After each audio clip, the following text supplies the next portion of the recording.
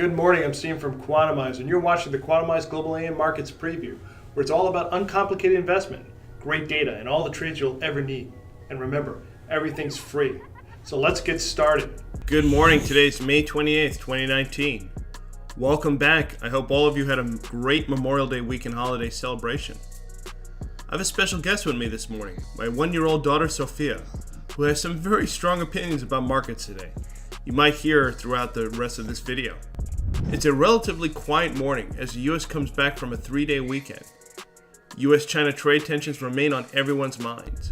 USB is out arguing that investors should be buying US and Chinese stocks that are dependent on domestic consumption. Couldn't agree more. This has been a theme we've been pushing for the past couple of weeks. Now remember, specifically, we've been arguing for consumer tech stocks like Alibaba, Bazoon, NetEase, Google, and Walt Disney. These stocks will continue to do fine despite the ongoing trade talks between officials in the US and China.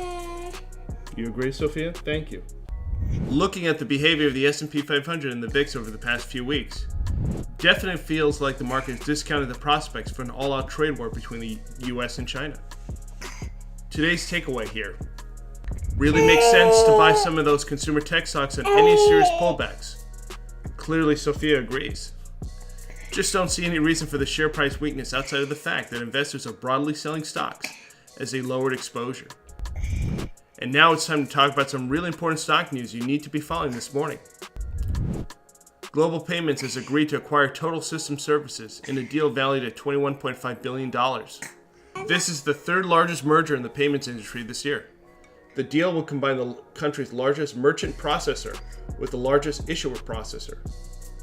GPN is a stock I've been following for a while.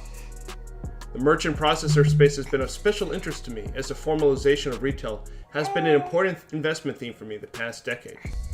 And finally, Momo reports first quarter revenue and earnings that beat consensus. Momo recorded 114.4 million monthly active users as of the end of the quarter. This is definitely a China consumer tech stock to closely follow. Sounds like Sophia agrees as well. I hope you found this video helpful and useful. Subscribe to our YouTube channel, leave a comment below, shoot us a tweet, or send us an email.